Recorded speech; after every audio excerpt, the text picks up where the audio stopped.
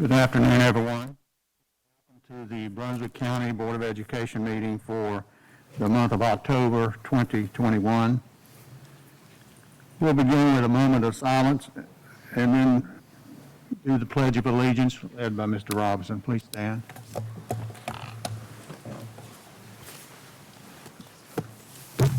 Father, who art in heaven, hallowed be thy name. Thy kingdom come, thy will be done, on earth as it is in heaven. Give us this day our daily bread, and forgive us our trespasses, as we forgive those who trespass against us. And lead us not into temptation, but deliver us from evil. For thine is the kingdom, and the power, and the glory forever.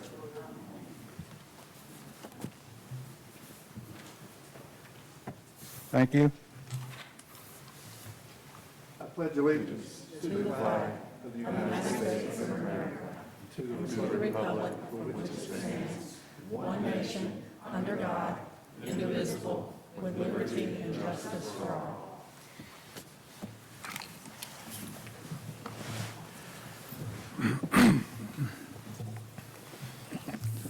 Ladies and gentlemen of the board, you have the meeting agenda.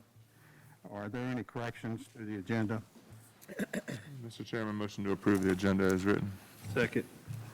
We have a motion by Mr. Barger to approve the agenda, seconded by Mr. Robinson. All in favor, say aye.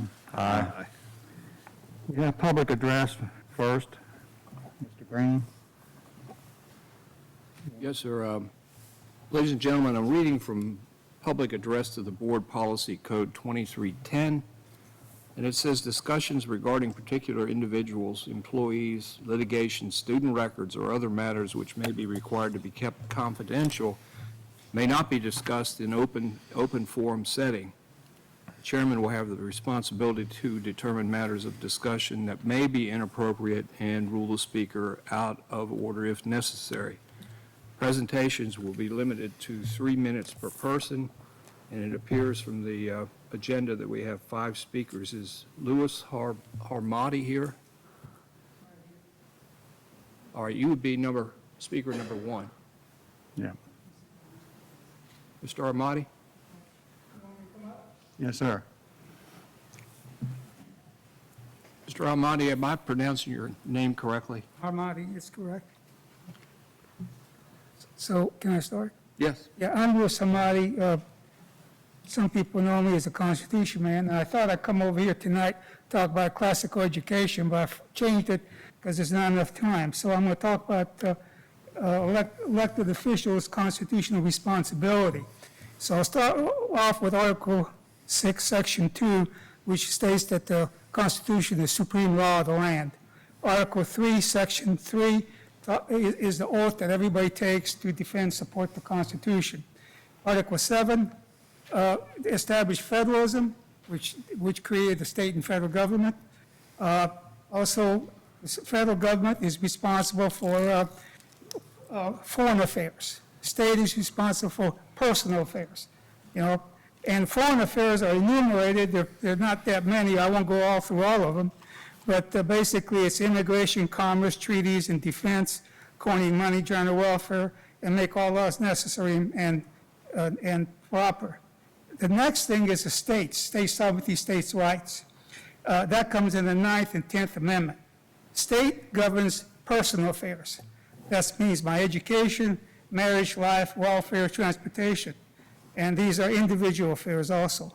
And basically, the power is not delegated to the federal government or prohibited to the states. Under Article 1, Section 10, are reserved to the states and the people. And education, one of those things that reserved to the states and reserved to the people. That's why, we can have individual choice, school vouchers, school choice, those kind of things. Now, public officials governed by consent of the people. The right of people is always, they can always alter or abolish the government or the type of government that they have if they somehow do something that would reduce the safety and happiness of the people. That's what the Constitution is, safety and happiness. Some of the things that are happiness are religious freedom, prosperity, free speech, free press, securing the blessing and liberty to us and to our posterity, And so there's some more, but that's basically it. Constitution is divided government. Separation of powers, limited government, checks and balances, and the state and federal government is one of those dividers, is divided. Same thing with the local government, the Brunswick County Board of Commissioners, the town, all those are separate government entities. So each one of those entities is there to protect the citizens' right under their authority. So if the federal government or the states mandate things that are unconstitutional, then they should step in and protect your rights. And they have every authority to do so under the Constitution, and they can't go to jail, or they can take them to courts, all those places, but you have a right to defend your citizens' rights and liberties. Your job is to protect the souls of the students entrusted in your care. You may and you must resist federal and state encroachment on personal freedom, on educational integrity, honesty, and quality. This is your charge from the voters and from the Creator who gave us all life, liberty, and the pursuit of happiness. Mr. Armati, I hate to tell you this, but, I'm done, sir. well, your 3 minutes. I'm are up. done, sir. I'm finished. You are finished. Yes, sir, I'm finished. All right, thank you Yeah, I very just much. finished in time. So only other thing I want to ask everybody before I get out of here is I have some hats back there. I forgot to bring it up. It says USA on it. If you want to buy one, let me know. It's I'm raising that for Hillsdale College, where I learned all these good stuff about the Constitution. Thank you very much. Thank you, sir.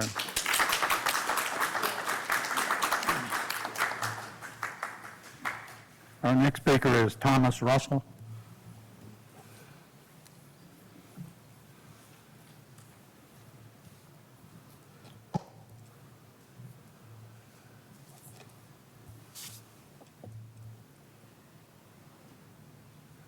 I applaud you and thank you for your reciting of the Pledge of Allegiance at the beginning of your monthly meetings.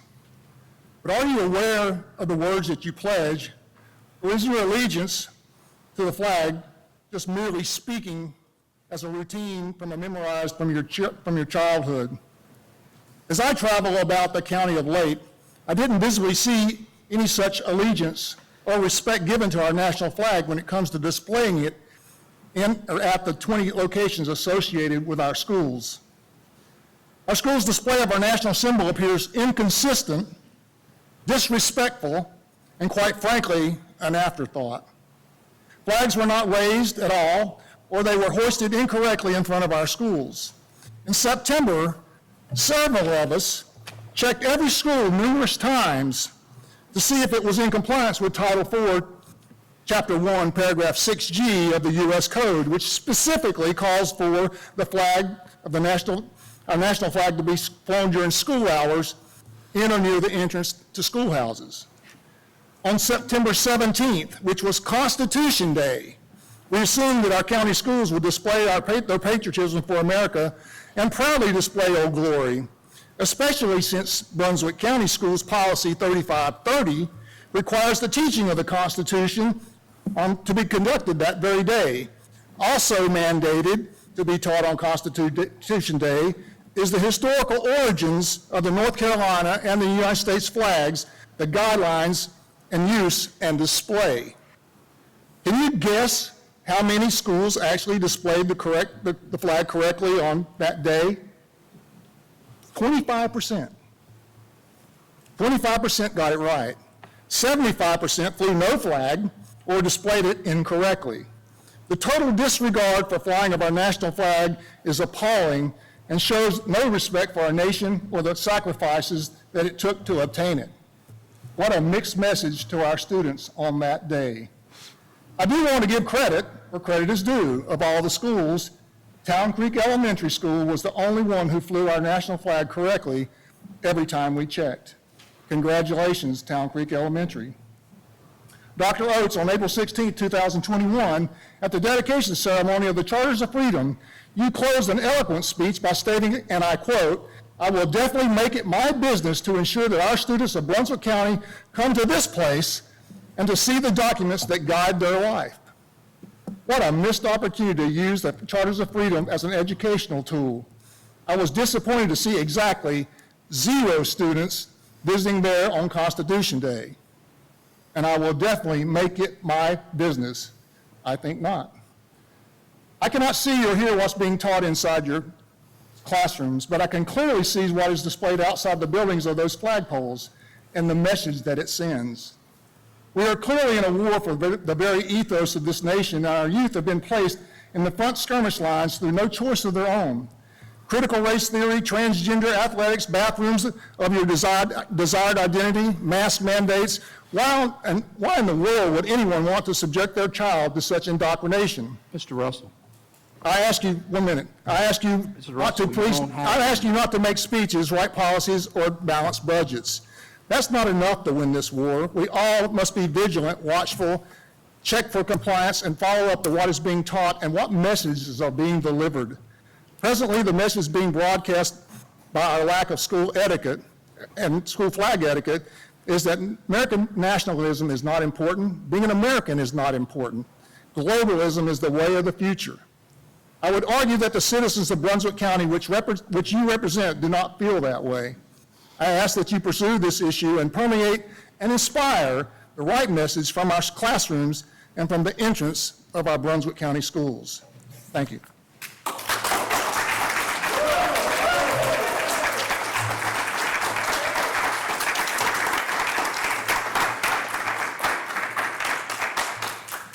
Natalie Gavitt.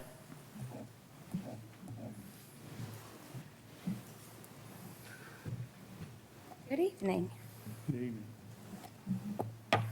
My name is Natalie Gavitt, and I'm a fifth-year EC teacher at Charlotte Middle School.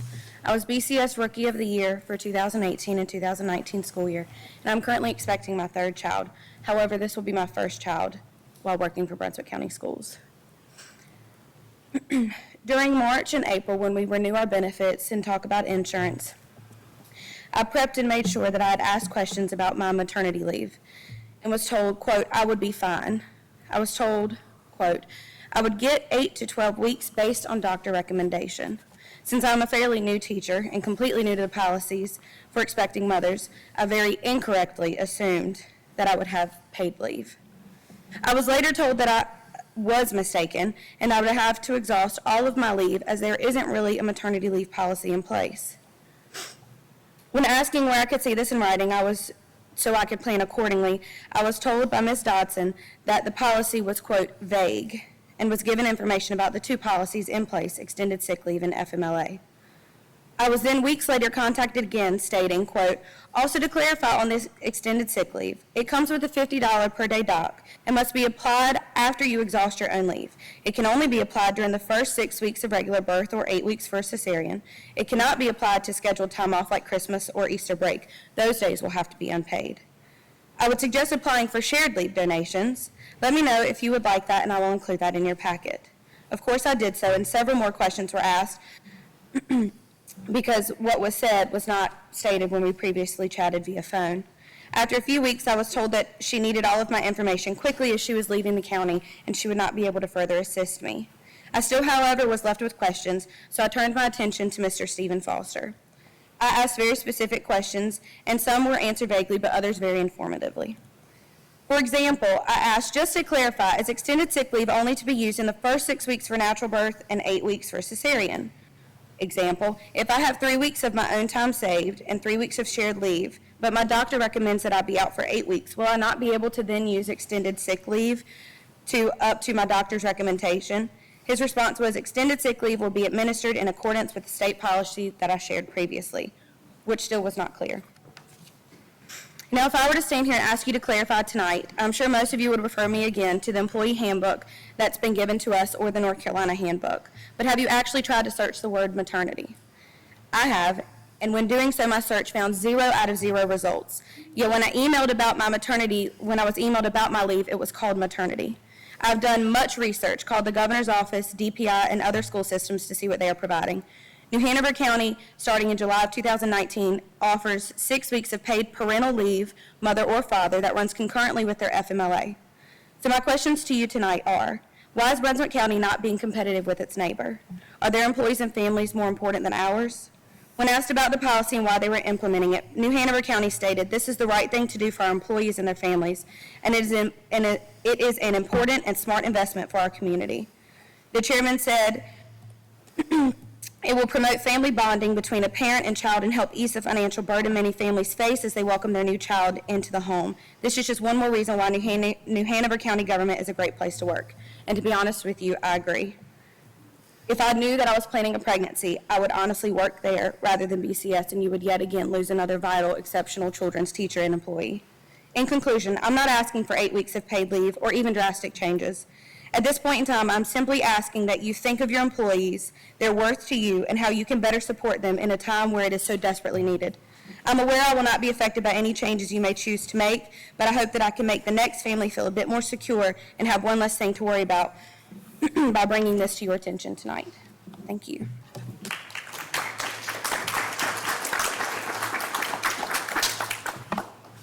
Mary Ann McCarthy. Good evening. Good evening. COVID has now become the de facto excuse to avoid accountability and transparency among many politicians. Take important votes in secret? Check. Limit public access to meetings? Check. Intimidate citizens to keep them from voicing concerns and holding you accountable? Check. Your own policy says that you meet on the first Tuesday of each month, and all public notices are posted 48 hours in advance of the meeting, except in the case of an emergency. Either we've had a lot of emergencies lately or something else is going on. Apparently, you weren't following your own toolkit when it comes to quarantine, so you voted to change it to 7 days. I saw the policy change on the district website, which said it was done the same day as committee meetings. The committees do not comprise the entire school board, nor do they fit the requirement of a public school board meeting. What are you afraid of? Transparency? Recently, the North Carolina Senate passed legislation that the public school unit, U, shall vote at least once a month on whether the face covering policy should be modified. The September vote was not taken at an actual school board meeting.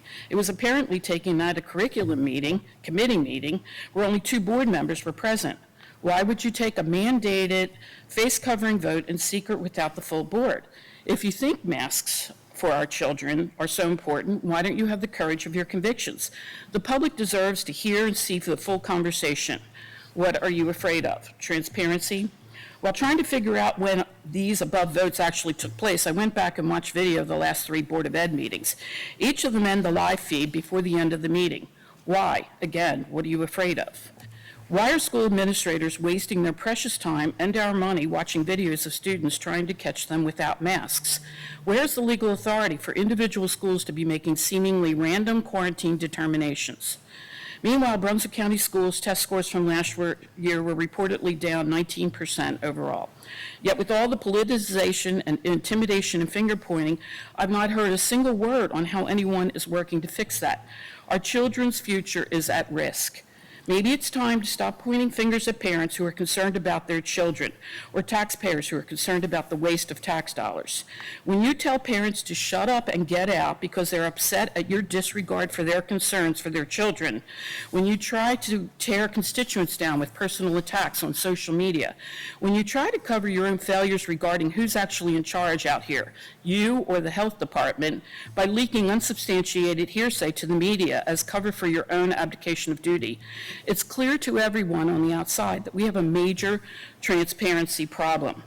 I'll leave this with a famous quote from Lincoln. He says, a government afraid of the people is liberty. And this follows up with the earlier comments. A people afraid of the government is tyranny. I ask you to please look into these issues, and you certainly let me know if I have any of the things that I found on your website wrong. Thank you.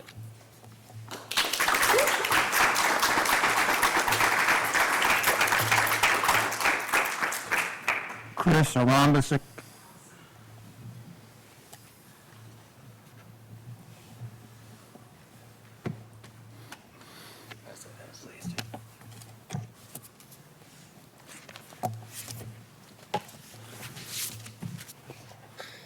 Hello, members of the board. Hello. I'm going to read from a report that was produced by some concerned Brunswick County citizens on social emotional learning, or SEL. Social emotional learning is a part of the BCS school board school improvement plan for school mental health. A staff member this summer advised our board members that SEL offers teachers many mental health resources for students experiencing trauma around COVID-19, and also shared that SEL was not a part of CRT. At the time the board approved SEL in July, the members said they would remain open to receiving more information about it. Local residents were able to gather and share more information on SEL this summer from local and state resources. And the report follows. They found that SEL in its new form as of December 2020 is in conflict with the community values of our county and with our children's everyday social studies lessons. This report finds that there are serious problems with SEL's use of teachers in-class counseling to reach its goals in emotional learning. It also finds new information that SEL is connected directly to CRT. Both SEL and CRT are based in tactics of critical theory. SEL supporters are working to destroy core American principles of self-government, and they reject and target our traditional local values. SEL lessons indoctrinate students with the following anti-values: collective schooling rather than individual rights, forced conformity rather than First Amendment open debate, and group equity rather than equal opportunity. Its supporters say that SEL will help make the systemic changes they need to produce an equitable socialist society. People of Brunswick County rightly view the new SEL as intentionally working counter to their way of life. They understand that SEL's goals, based in the history of communism, is to destroy the allegiance that Americans have for their family and faith-based traditions. Brunswick County parents are justified in requesting that the board reject social emotional learning and that it replace it with needed K-12 civics curriculum that is composed of and in complete support of their American constitutional heritage. Thank you.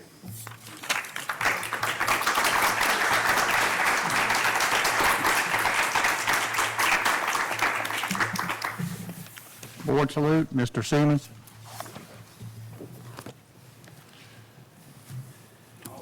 First, board members, superintendent, cabinet, community members, welcome to the very first Board of Education meeting inside the Center of Applied Sciences and Technology. This has turned out to be a fantastic venue, and I look forward to many more meetings in here as well. So we spent the past couple weeks surprising some of our district employees of the year, and they've got some shiny new desk jewelry to go along with the honors, but we also wanted to bring the ones that we have who we have surprised already before you, just for a little more public BCS shout-outs, as I like to call it. So first up, if we could have Denise Marie Copeland of right here at the Coast join us up here. Ms. Copeland is the Brunswick County Schools Rookie of the Year, also known as the Beginning Teacher of the Year. A little short story. When we came down to walk the halls of the Coast to surprise her, we're walking down, and she was happened at the same time to be scooting across the hall. She sees all these district administrators coming down. I didn't want you to be scared, but because it was a good thing. We're coming to surprise you. One of your colleagues nominated you, saying she is the epitome of a team player and is always looking for ways to contribute to her school. Her students are excited and motivated to work in her classroom, and each and every student leaves her doors knowing they matter and they have a voice with the power to change the world. Ladies and gentlemen, your Brunswick County Schools Rookie of the Year, Miss Denise Marie Copeland.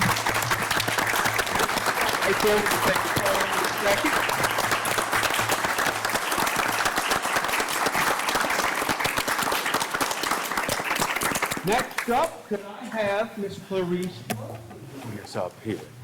Ms. Mosley is the Brunswick County Schools Instructional Assistant of the Year, based out of the home of the Lincoln Leopards.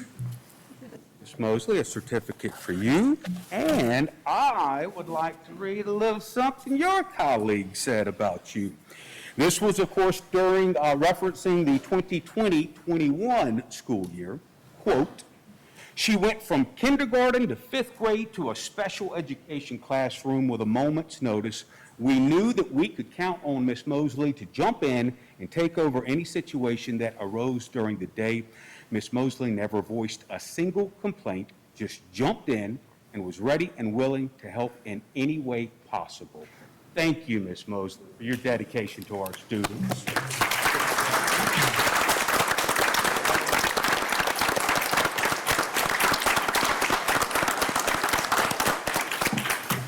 Angelique Meyer, would you join us up here center stage? Ms. Meyer is the Brunswick County Schools Instructional Support Employee of the Year, Behavior Specialist at Belleville and North. So, a little wordage from one of your colleagues. "I know it sounds cliche, but it's the honest truth that Angelique goes above and beyond for her job. Not only does she provide amazing support for staff, students, and parents at her schools, but all through the county. Angelique is one of the best. She is the first to jump in and help out and never says no. She is continuing her education to provide more knowledge about behavior supports to the county and her schools. There is no better person for this honor than she." That from one of your colleagues. Ladies and gentlemen, your Brunswick County Schools Instructional Support Employee of the Year.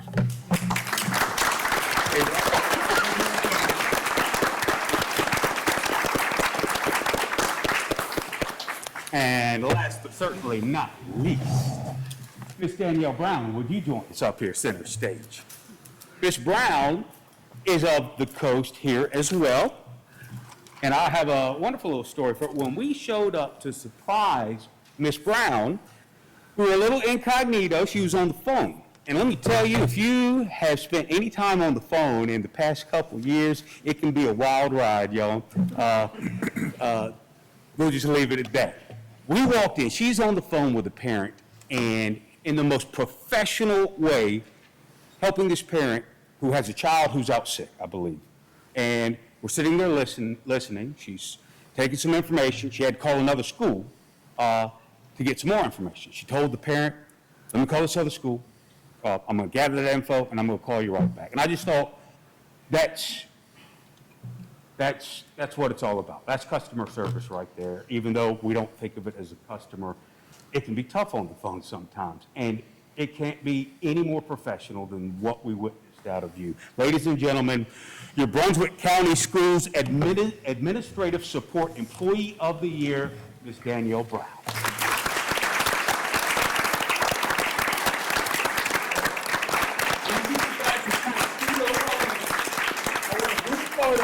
Everybody holding your sign up. They're all up. We don't need to do that. All right, good. All right, in 3, 2, 1. One more. 3, 2, 1. District Employees of the Year,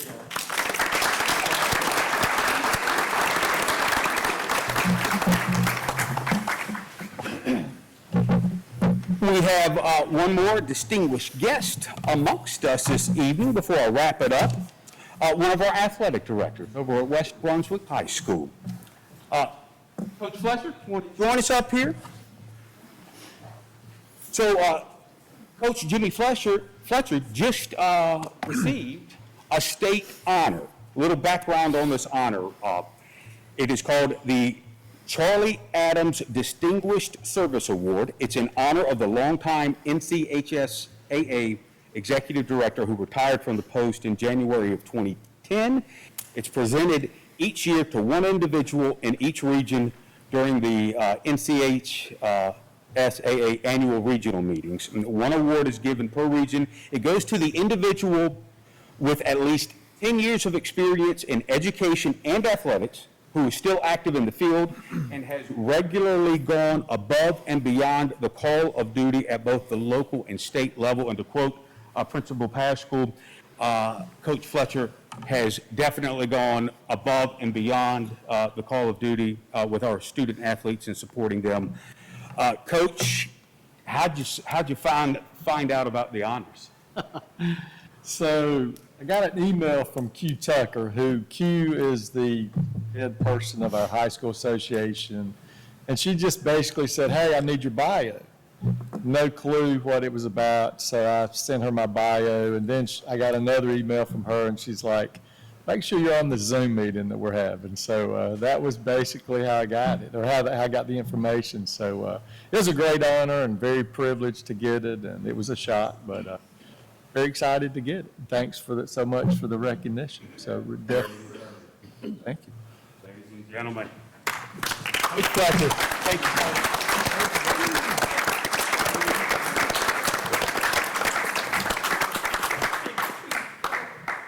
Thank you, sir. And that is a wrap. Thank you for sharing in our excitement. Thank you all for sharing in our excitement of our district employees. Thank you. Now our teacher's voice with our Teacher of the Year, Ms. Betsy O'Hara. How are you guys? Good morning, good afternoon. Good afternoon. Did you say good morning? Sometimes I feel that way as well. So we had our first council meeting, so I just wanted to share some of the things that we discussed, some of the things that we've already implemented, and some of the things that we're going to continue to look at as a district. First of all, I reached out to all of our Teacher of the Years and said, share some of your glows with me as far as the beginning of the school year, and I received pages and pages and pages of glows, which is amazing. It was just wonderful to see. So these are some of the ones that kept reoccurring, so I just wanted to highlight a few of those. And those were students and faculty were excited to be back in the school building.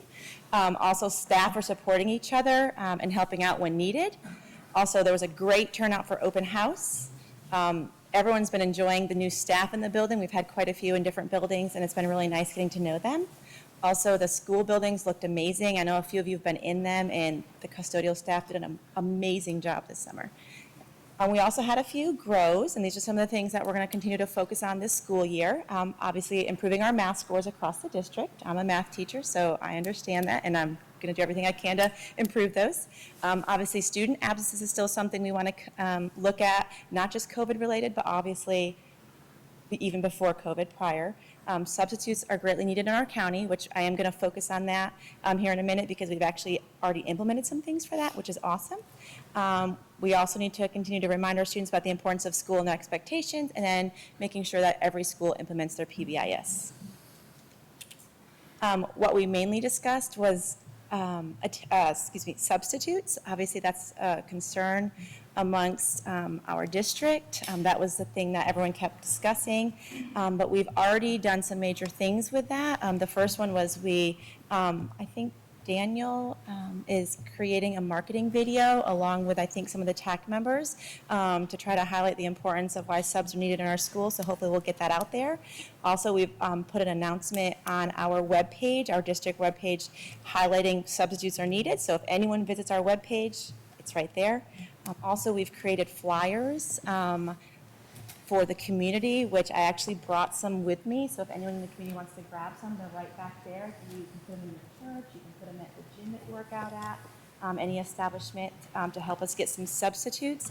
And the biggest one is, and I want to thank you guys for that, is offering the $250 bonus to our substitutes if they work 10 or more days in a month. And so I appreciate you guys supporting that.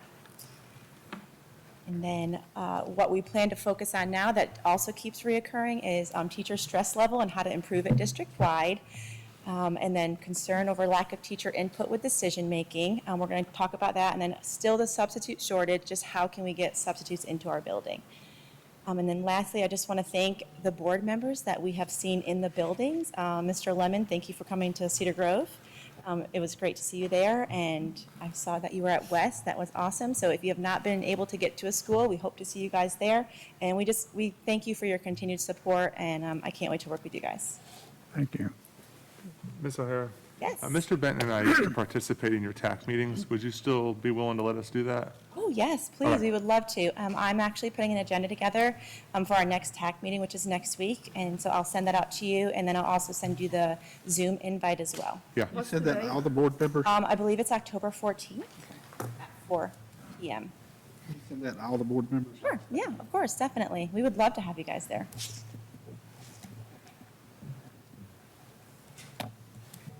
When I say guys, I'm a northerner, so it doesn't. No offense. It's just habit. Great, any other questions? Thank you. Thank you. So much. Ladies and gentlemen of the board, you have the minutes from September 17 and the 14th. Is there any corrections? Motion to approve them? Second. We have a motion to approve by Mr. Barger, seconded by Mr. Robinson. All in favor, say aye. Aye. Aye. Consent items from the committee meetings. Mr. Lemon, I have one question. Regarding a question we had from the audience, from the committee meetings. Tori, can you tell us what the vote was for the mask policy at the committee meeting? I know it's in the minutes, but I don't think the public can see the minutes till they're approved.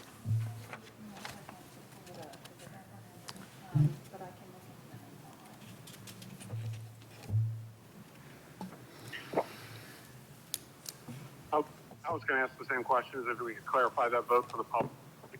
5-0, if I'm not mistaken. Is that Mr. Benton? Yes. What did he ask?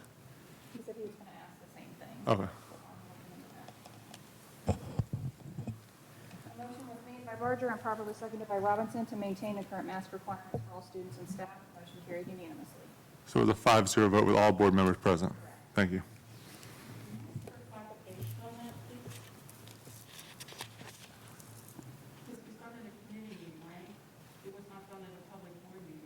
Those are public. It was? Yeah, those are public. I didn't see a notice for it. This was done in a committee meeting, correct? Notices are put out by Ms. Tori. Meeting that all 5 board members attend? Mm-hmm. Okay, because I saw the agenda, it had two board members on it, and it did have that item on the agenda. It was a committee meeting, I imagine with teachers and staff and whatnot. It did not say all 5 board members. And to me, that's an important vote that the whole board should do publicly.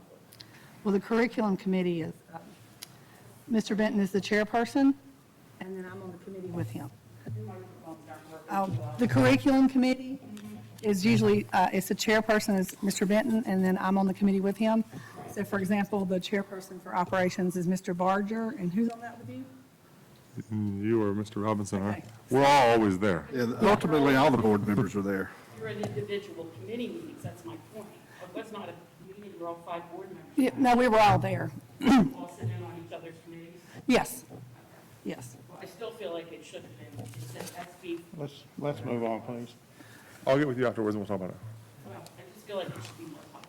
Consent items for approval. We've discussed that at committee. Any questions about that? Motion to approve. Mr. Barger make a motion to approve. Ms. Moffitt seconds. All in favor, say aye. Aye. Action items. Number 1 is the Brunswick County Health Services MOU. Ms. Quinlan.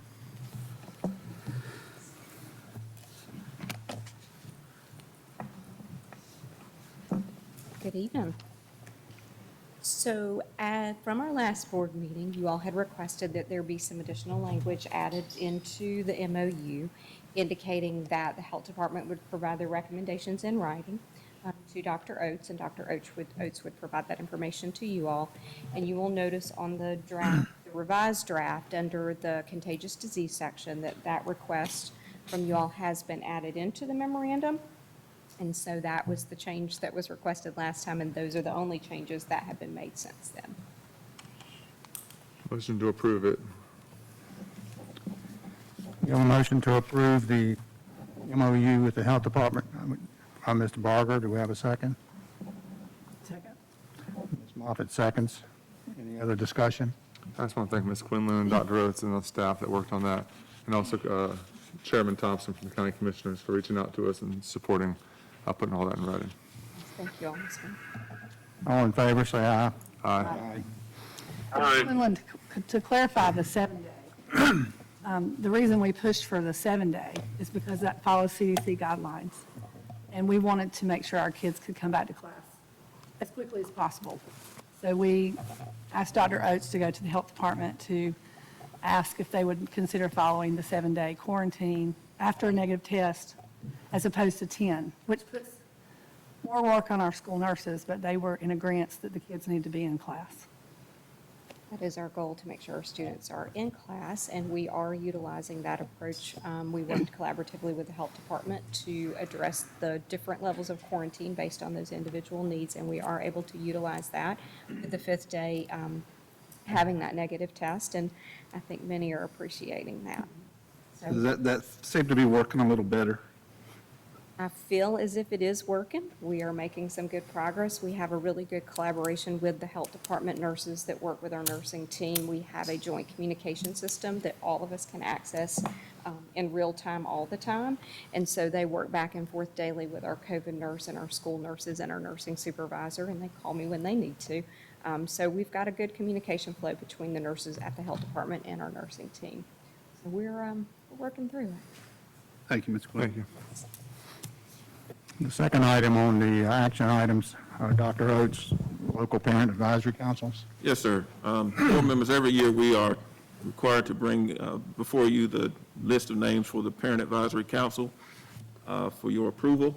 These folks have been vetted to make sure that their attendance on the councils are aligned with policy, making sure that they have not exceeded their time limit, their term limits, that they have children at the particular school in which they are serving.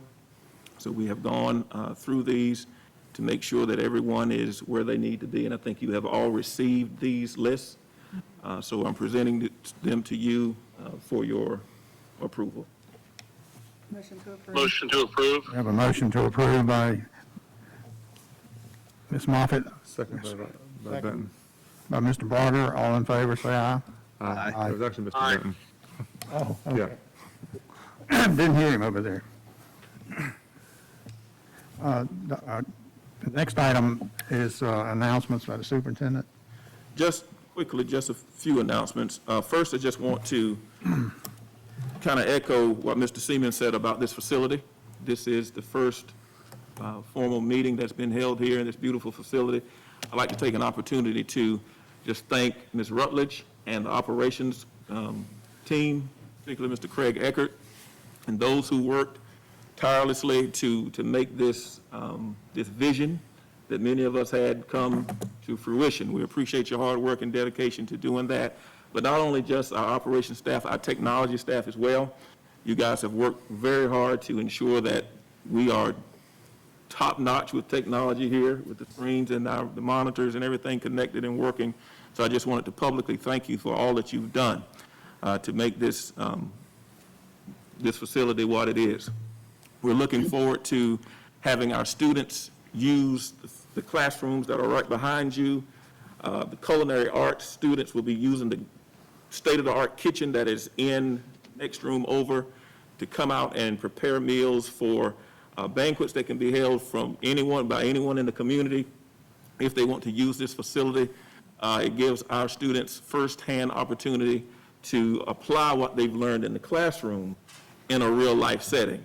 Many of our students are looking to go into those fields with culinary, and this is definitely a place where they can hone those skills and go out and make a living doing that and knowing that they've got their start here with Brunswick County Schools. Secondly, I would ask that those that are listening, those that are in attendance and are able, it has been expressed through Ms. O'Hara tonight and the members of the Teacher Advisory Council that we are in desperate need of substitutes. So if anyone is able, if anyone knows folks who are able and eligible and willing to come in and sub for Brunswick County, we are asking you to do that. Be a part of the team. Our teachers are doing all they can. We have had principals, I think Mr. Pascal, who's over in the corner, Mr. Pascal taught math class last week, or the week before last, because we were unable to get subs in the building. So if you or you know anyone who is willing, has the time, has the unction to do that, please let them know that we would be glad to have them. Just go to our website, call the Human Resources Office. We will do all we can to get you into the classrooms. It's nothing that you have to do every day. It's nothing that you have to do every week. One day will work. You can choose your school. It's pretty much what you want to do. We just need your assistance in getting these classrooms filled for these kids. And lastly, he may not want me to do this, but I just want to wish Mr. Ed Lemon, our board chair, a happy birthday. Thank you. Because his birthday is today. Thank you. I appreciate that, but when you get my age, you know, how some of you guys recognize, we don't recognize that much anymore, but I do appreciate it. At this time, I entertain a motion to go to closed session. Motion. Motion, Mr. Barger. I'm sorry, ma'am. November 2nd, Pardon? your next meeting, November 2nd, Uh, election day. Yes, we're going to go ahead and meet that day. Thank you. I'm going to have a second. Second. Mr. Robinson, seconds. All in favor, say aye. Aye. Thank you.